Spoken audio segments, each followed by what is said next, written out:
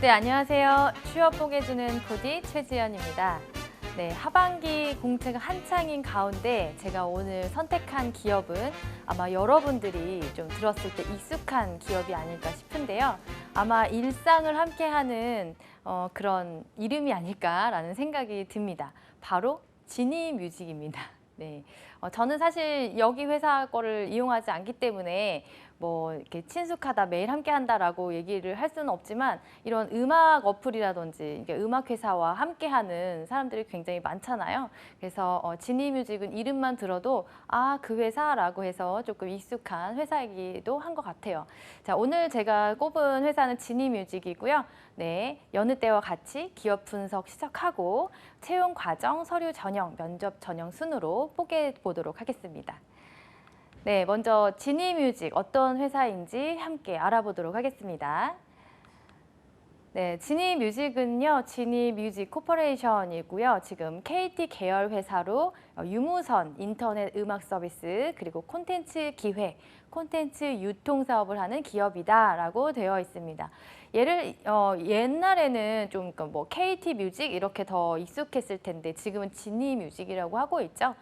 네, 제가 오늘 소개드리는 자료는 다트 2018년 12월 말 기준으로 올라온 사업보고서 데이터를 기준으로 소개를 드리고 있어요. 네, 1991년 2월 7일 날 설립이 됐고요. 이런 음악 콘텐츠 사업을 하는 게 사실 얼마 안 됐잖아요. 우리가 저작권이라든지 이런 것들을 좀 인식하고 많이 이제 그걸 주의하기 시작하고 이 집중 사업을 하기 시작한 것이 얼마 안 됐기 때문에 굉장히 젊습니다. 이 회사가 네, 1991년 그리고 본사는 강남 테헤란로에 있습니다. 기업 분류는 지금 대기업 계열 회사로 분류가 되어 있고요. 종업원 수는 뭐 그렇게 많지는 않아요. 그러니까 242명인데 사실 이런 콘텐츠 회사들이 직원들이 많이 필요하지는 않거든요. 그래서 뭐 그런 것들을 본다면 242명을 기준으로 생각했을 때 뭐 많다고도 볼 수 있겠죠. 네. 그리고 정보 서비스업이고요. 매출액은 1,712억 작년 기준으로 그리고 당기순이익은 59억 원입니다. 사업 내용은 음악 서비스, 음악 콘텐츠 투자, 유통을 한다라는 거예요.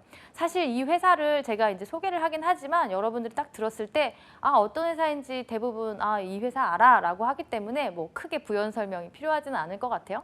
그래서 이 음악 콘텐츠를 하는 다른 경쟁사들은 무엇이 있고 어떤 서비스를 하느냐 이런 것들을 조금 더 공부해 보는 것이 지원할 때 좀 준비도를 높일 수 있는 어떤 경쟁력을 높일 수 있는 한 가지 방법이 될 거라고 생각이 들어요. 일단 지니뮤직의 사업 영역은 크게 세 가지로 구분이 되어 있고요. 일단 첫 번째 B2C 사업이에요. B2C 음악 서비스는 이제 지니가 이 음악 콘텐츠를 개인에게 개별 소비자에게 판매하는 그런 사업이죠.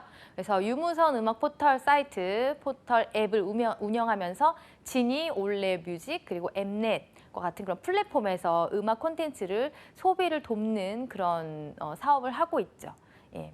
그리고 두 번째는 B2B 사업이고요. B2B 음악 서비스 같은 경우에는 샵엔진이라는 브랜드가 있고 샵엔진에서는 이제 매장 맞춤형 음악 서비스를 제공하는데 여러분들 아마 이제 한참 그렇게 들었을 거예요. 노래도 어떤 들을 때 내가 마음대로 듣지 못한다, 소비하지 않았으면, 내가 사지 않았으면 듣지 못한다 이런 것들 이제 많이 들었죠. 그래서 이제 이런 가게를 운영하시거나 어떤 기업에서 운영할 때 백그라운드로 이제 이렇게 우리 BGM이라고 하잖아요. 이제 이런 것들을 깔아줄 때도 마음대로 깔 수가 없어요. 그래서 이제 이 B2B 사업을 할 때는 이 기업에 맞는 선곡을 해준다거나 아니면 이 기업에 맞는 CM송이라든지 아니면 어떤 그런 음악을 제작을 해준다든지 뭐 이런 부분들의 서비스가 들어가게 되고 또 이 부분에 대해서 저작권에 문제가 없도록 해주는 서비스가 이제 여기서는 B2B 서비스고요.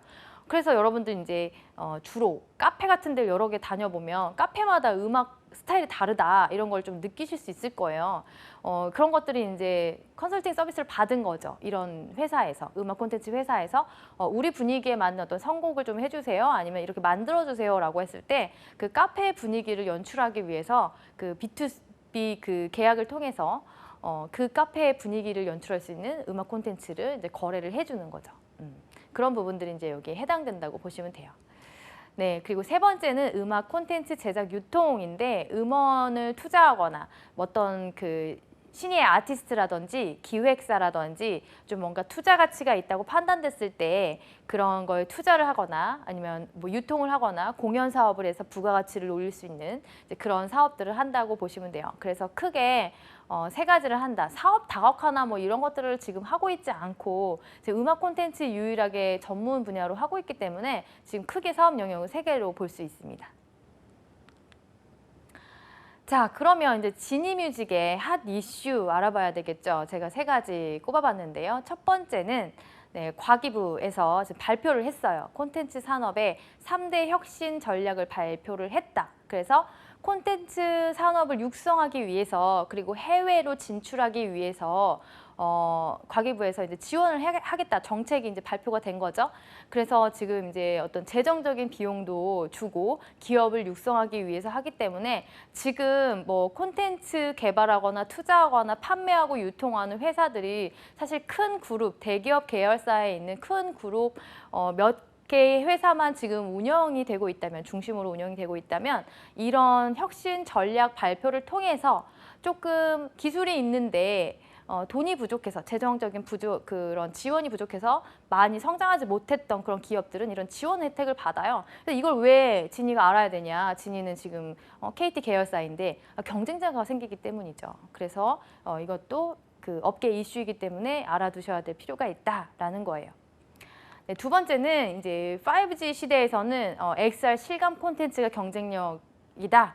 그래서 이제 너도나도 이 실감 콘텐츠를 개발하고 또 이거를 이제 잘 공감을 이끌어내기 위해서 연구 개발을 많이 하거든요. 그래서 이것이 기업의 경쟁력이 될 것이다라고 보고 있어요. 그래서 이 실감 콘텐츠, AR, VR이죠. 그거를 다 합쳐서 XR이라고 하죠. 그래서 이런 부분들, 실감 콘텐츠의 어떤 전문가를 여기저기서 다 섭외하고 또 영입하기 위해서 이런 콘텐츠 사업 분야에서 많이 좀 고민하고 있다. 근데 이제 이런 뭐 실감 콘텐츠 같은 경우에 이미 게임에서 많이 좀 앞서가서 도입을 하고 있지만 사실 뭐 게임만이 전부는 아니기 때문에 우리 이런 콘텐츠 사업에서는 XR 실감 콘텐츠를 좀 경쟁력 있게 잘 만들어내고 개발하고 또 유통하고 또 공감을 이끌어내고 또 판매 수익을 올리고 이런 부분들이 좀 많이 중요하죠. 그리고 또 한류 열풍을 좀 입어서 이런 좀 더 확산시키는 시장을 확산시키는 이제 그런 것들이 좀 필요하다.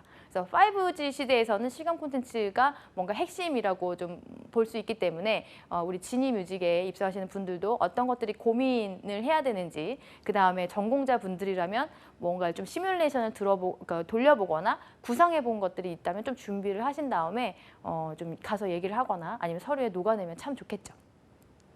세 번째로 꼽은 이슈는 이제 경쟁사들의 동향을 좀 알아야 돼요. 왜냐하면 가면 물어보겠죠. 음악 콘텐츠 사업에 저는 관심이 있습니다. 아니면 혹은 이런 기술을 구현하는 데 관심이 있습니다. 그런데 왜 우리 회사니? 다른 경쟁사도 있지 않니? 라고 했을 때 뭐 내가 할 말이 있어야 되고 그리고 또는 아니면 우리 회사가 발전하기 위해서 어떤 아이디어가 있습니까? 라고 했을 때 타사는 지금 이런 서비스를 하고 있고 이런 서비스를 하더라. 우리는 또 이렇게 또 발전을 할 수 있지 않냐? 아니면 벤치마킹을 해보는 건 어떠냐? 뭐 여러 가지 아이디어를 제시할 수 있겠죠. 그래서 뭐 멜론은 지금 삼성뮤직을 이제 지금 운영한다고 하고요. 지금 파이가 훨씬 더 커졌죠. 물론 제휴긴 하지만 그리고 SK에서 하고 있는 플로 같은 경우에도 스튜디오 음악당이라고 해서 뭐 이제 보이는 어떤 그런 채널을 단독으로 또 운영하고 있다. 이런 여러 가지 콘텐츠들을 개발해놓고 나와 있기 때문에 또 위기의식도 가져야 되지만. 또 우리는 어떤 콘텐츠를 내놓을 수 있을까 이런 구상이 좀 많이 필요한 거죠. 그래서 저는 이렇게 세 가지만 뽑았지만 여러분들 또 관심 있으신 분들은 많이 또 이슈 공부하셔야 되겠죠. 네, 그럼 두 번째 채용 절차로 한번 넘어가 보도록 하겠습니다. 일단 이제 매년 채용 시기가 이제 되면은 공개 채용을 하죠. 정기 공채, 상시 공채 하고 있는데 지금 이번에 공채 뜬 걸 기준으로 보여드리면 2019년 하반기 채용에 지금 크게 나눠서 관리 부분, IT 부분, 사업 부분 이렇게 이제 나와 있어요.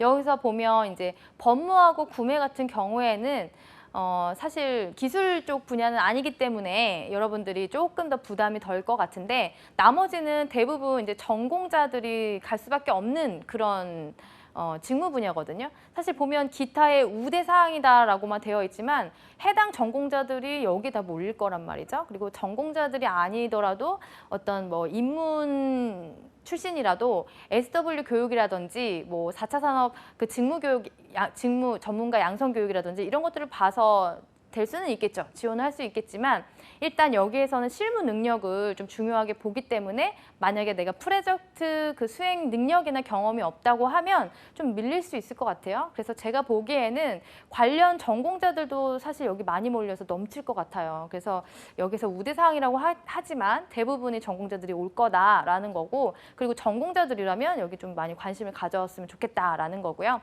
법무와 구매는 뭐 법학 전공자 당연히 뭐 우대 받을 수 있고, 아니면 고시 준비하셨던 분들은 또 법과 관련돼서 한 과목, 두 과목씩은 공부를 하시니까 지원을 하실 수도 있을 것 같아요. 구매 관리 쪽에는 사실 뭐 내가 꼭 IT 관련된 전문가가 아니더라도 어떤 그런 메커니즘만 이해하고 있으면 자산을 구매하는 일이기 때문에 지원을 하는데도 문제가 없을 것 같아요. 관리 능력만 있으면. 하지만 뭐 구매 능력이라든지 아니면 데이터를 분석하는 이런 직무 파트라든지 이런 부분에서는 좀 MS 오피스를 많이 다루기 때문에 상급자를 요한다. MS 오피스 대표적인 거 엑셀 있죠. MS 엑셀. 그쵸? 마이크로소프트사 엑셀. 그다음에 MS 워드. 그다음에 또 뭐 있어요? 파워포인트, 뭐 액세스 이런 것들이 있잖아요. 그래서 주로 오피스 업무를 할 때 필요한 유용한 툴, 그리고 이제 범용적으로 많이 사용하는 툴이 그렇기 때문에 MS 오피스 상급자를 요한다. 이거는 자격증이 있으면 좋겠지만 없더라도 내가 할 수 있는 어떤 능력이나 그런 것들을 좀 보여주면 가능하다고 봐요. 전체적인 채용 프로세스를 보면은 서류에서 온라인 지원 있고, 그다음에 두 번째 AI 면접이 있어요.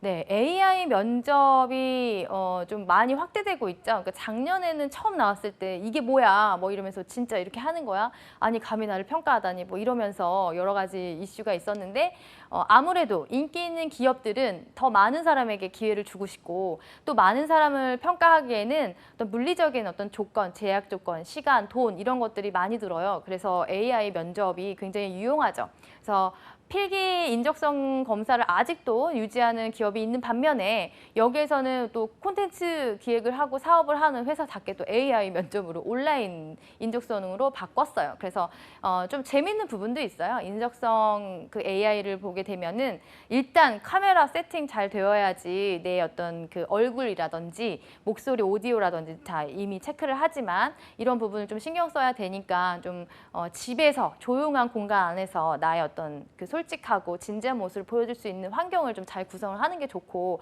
공용 컴퓨터나 이런 데는 하지 마는 게 좋죠. 이 AI 면접이 있기 전에는 굉장히 불만이 많았어요. 왜 사람들이 면접관이 자기가 좋아하는 스타일만 뽑고 너무 주관적이다 이랬는데 또 막상 AI를 면접을 본다고 하니까 왜 기계가 나를 판단하냐 또 이런 얘기를 해요. 그러니까 지금 시대는 거스를 수가 없어요. 어쨌든 AI의 어떤 그 면접 기술을 우리가 이용을 할 수밖에 없는 환경이 좀 더 많아지고 있기 때문에 여러분들이 조금 적극적으로 채용 박람회나 아니면 학교에서 그 쿠폰, 사용 쿠폰 이제 주는 학교도 있기 때문에 좀 경험을 하셔서 해보는 것도 좋고, 그런 환경이 안 된다 그러면 면접을 자주 봐서 경험을 쌓는 게 좀 도움이 되죠. 아니면 혼자 셀카를 찍거나 비디오를 찍거나 아니면 카메라를 보고 연습을 해보는 것도 방법이라고 생각이 들어요. 네, 그리고 나서 채용 검진 하고 나서 합격 발표를 하게 되죠. 자, 그러면 서류 작성으로 넘어가서요. 자소서 작성 어떻게 해야 되는지 함께 보도록 하겠습니다.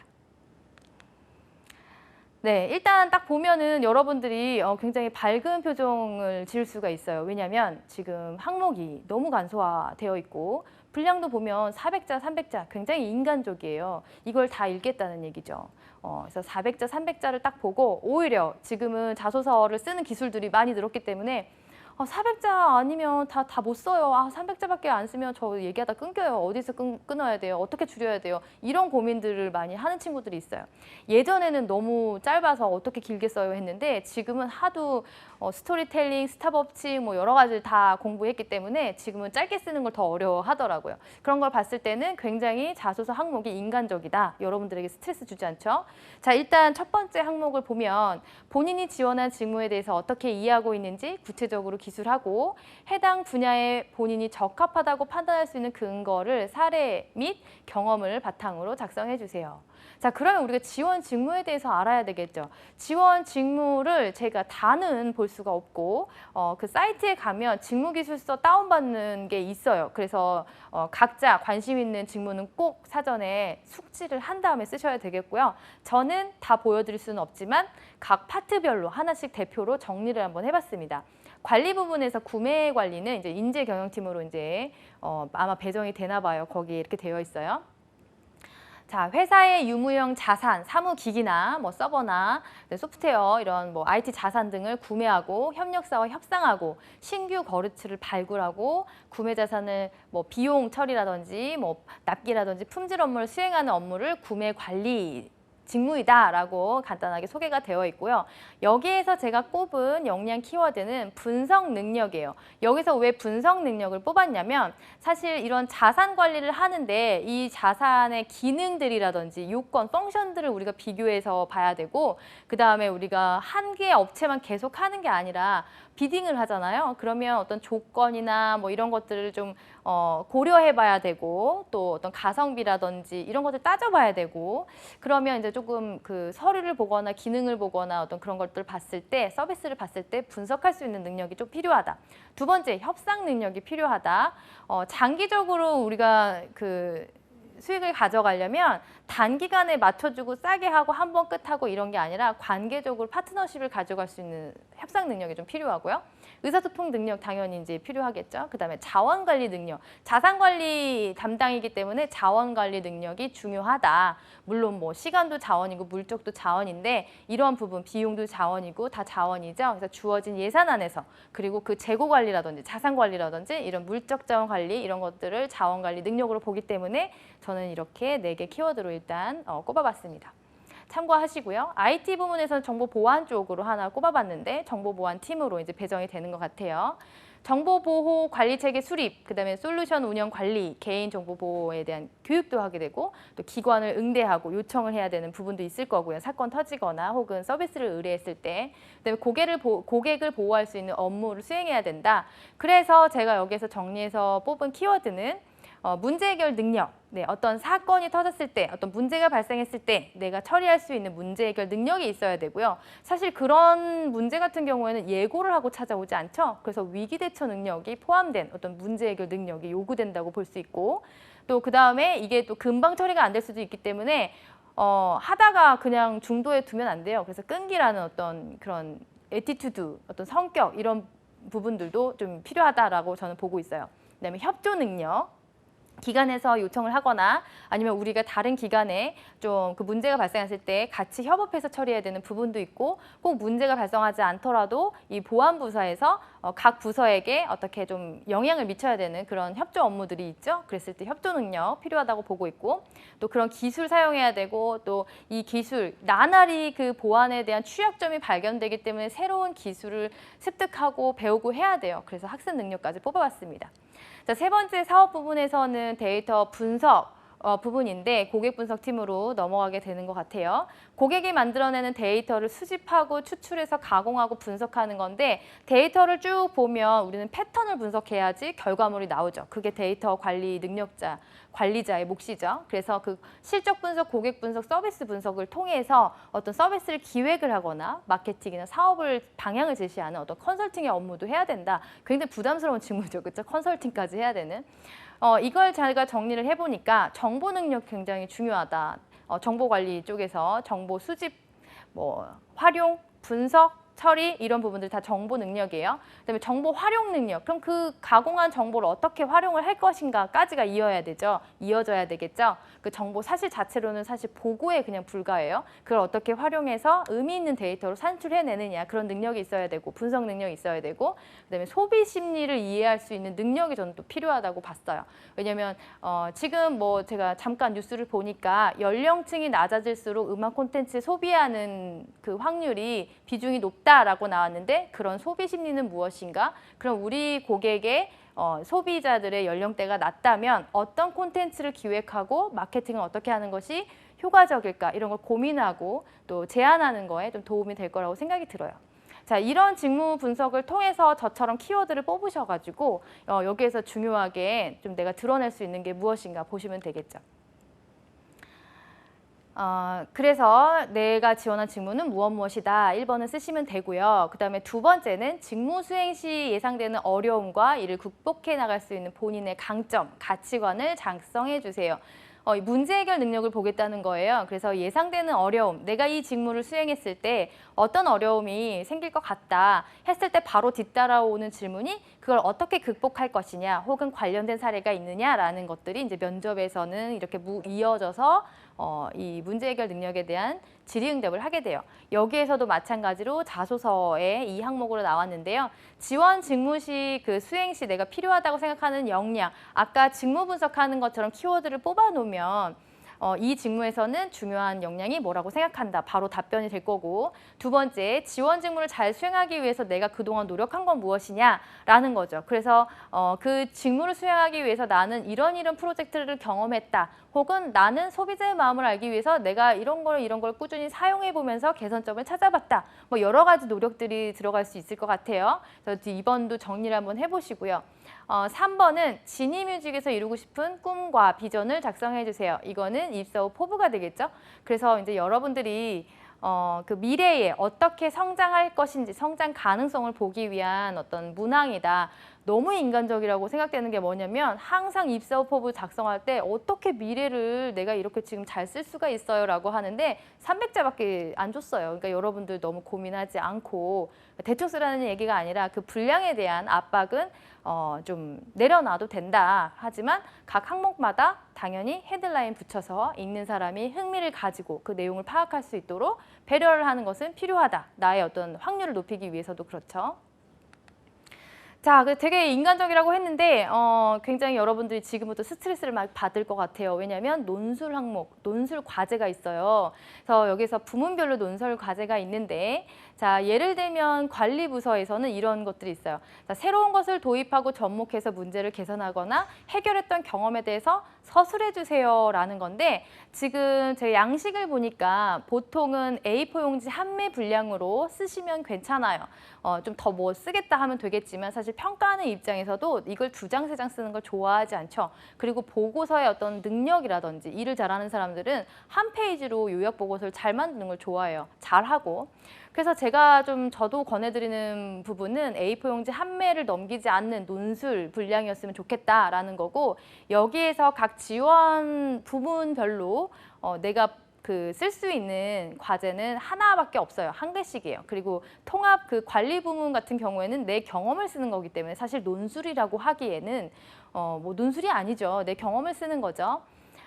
그리고 개발 운영에 대해서 보면 개발자로서 개선하고 싶고 만들어보고 싶은 직무는 무엇이냐, 어떤 기능을 개선하고 개발하고 싶으냐 이런 것도 사실 논술이라고 보기 어려워요. 내가 하고 싶은 거, 기여하고 싶은 거 그걸 쓰는 거기 때문에 3번 정보보안 같은 경우에도 협동 시 프로젝트 했을 때 내가 그 지원자가 보안 취약점을 관련된 정보를 습득하고 개선한 경험에 대해서 서술하세요. 그러니까 여기서 보면 과제 제목 자체는 논술 과제, 논술 항목으로 제시되어 있지만 내 어떤 뭐라 그럴까요? 그 경험과 관련된 질문들 문항이 대부분이기 때문에 지금까지는 저는 무난하게 여러분들이 충분히 자세히 분량을 늘려서 쓸 수 있다고 생각이 들고 이어서 뒤에 보면은 뭐 여기에서는 조금 어려울 수 있어요. 미디어 같은 경우에는 어떤 산업 이슈를 알지 못하면 논술하기 어려운 그런 주제가 있어요. 왜? VR 산업이 이렇게 성장했는데 갑자기 부진을 겪었다. 그 이유는 무엇이냐, 극복 방안은 무엇이냐라는 것이 어떤 산업의 기술이나 이슈, 트렌드, 정책에 대한 관심이 없으면 쓸 수 없는 좀 어려운 그런 문항이 될 거고 VR 콘텐츠 사업의 유료 사업 모델에 대해서 구상해봐라. 그러니까 게임들은 우리가 다 돈을 주고 쓰는데 이런 VR 콘텐츠, 우리가 음악 콘텐츠 분야에서는 어떤 거를 돈을 주고 사게끔 그 개발을 할 것이냐 이런 것들이 문제잖아요. 둘 중에 하나 선택해서 쓰면 되고요. DB 분석 같은 경우에도 선택해서 쓰는 건데 아마 1, 2번 분야는 많이 쓰지 않을 것 같아요. 왜냐하면 3번하고 4번은 물론 자유니까 그냥 아니고 3번 같은 경우에는 음악 서비스 산업의 어떤 과거와 현재에 대해서 기술하고 지원자의 미래에 대한 견해를 써라. 그러니까 지금 미디어 분야하고 DB 3번 같은 경우에는 관련 산업에 대한 이해와 그 관심이 없으면 트렌드에 대한 분석이 없으면 쓰기 어려워요. 1번, 2번은 굉장히 황당하죠. 제가 예전에 지두력 관련한 어떤 문제에 대해서 설명한 적이 있는데 그 부분이죠. 대한민국에서 살고 있는 바퀴벌레 수는 몇 마리일까? 뭐 우리가 한여름에 군고구마 잘 팔릴 때는 언제일까? 이런 것들은 사실 답이 정해져 있지 않아요. 맨 밑에 나와 있는 것처럼 지원자의 모든 지식과 상상력을 동원해서 쓰는 거고 정답은 없다. 저걸 지두력 문제 혹은 창의력 문제라고 하죠. 맨 땅에 헤딩해서 그래서 페르미 추정 문제라고도 부르고요. 그래서 1번, 2번은 내가 말하고자 하는 그 내용의 핵심을 찝어서 얘기하는 거기 때문에 내가 가정을 먼저 설정하고 그 이유를 기술하면 돼요. 그래서 지금 이 논술 같은 경우에는 경험과 관련된 거는 STARR 스타 기법으로 쓰시고 논술 주장과 관련된 거는 오레오 기법이라고 opinion, reason, 그다음에 evidence, 그다음에 opinion. 그래서 오레오 기법으로 내가 주장하고 이유 말하고 근거 얘기하고 다시 랩업하는 주장을 하는 그 오레오 기법으로 쓰시면 논술은 탄탄하게 쓰실 수가 있어요. 네, 이제 다음 면접 전략으로 넘어가서요. 그 기출문제, 중점 질문들만 일단 훑고 넘어갈게요. 그동안 계속 여기 지니그 뮤직에서 나와서 확인하는 그런 질문들은 이런 거죠. 지니뮤직 이용해 본 적 있나요? 혹시 이용을 해봤다면 어떤 게 장점이고 어떤 게 단점인가요? 혹시 개선할 수 있는 아이디어는 생각해 보신 적이 있나요? 혹은 앞으로 우리 회사가 어떻게 나아가야 될 거라고 생각이 드나요? 아니면 산업 이슈, 동향, 트렌드 관련해서 관심 있는 부분은 무엇이고 연결해서 어떻게 우리가 나아가야 될까요? 이런 질문. 그다음에 우리 입사해서 바로 그 지원자가 기여할 수 있는 부분은 무엇인가요? 라는 부분, 역량을 잘 설명하면 되겠죠. 그다음에 기술에 대한 거 물어보기도 해요. 실무 면접 분야에서. 그래서 이런 기술은 어떻게 구현을 하는 건가요? 라는 거 전공 질문이기 때문에 좀 정리를 하는 시간이 필요할 거고요. 프로젝트 경험과 경력 사항이 필요해요. 학점보다는 이 기술을 구현할 수 있는 능력을 보기 때문에 프로젝트 경험과 경력 사항을 잘 정리해서 말씀을 드리는 것이 좋겠다. 네, 이 질문들은 반드시 준비를 하는 것이 좋겠다라는 게 이제 저의 의견입니다. 네, 오늘은 제가 지니뮤직을 선택해서 말씀을 드렸는데요. 전반적으로 채용 과정 그리고 작성하는 서류 좀 논술 때문에 스트레스 조금 받으실 것 같지만 분량의 문제이지 어떤 어려운 문제는 없었다라는 거 기억하시면서요. 하반기 꼭 여러분들의 성공적인 취업을 응원하겠습니다. 시청해 주셔서 감사합니다.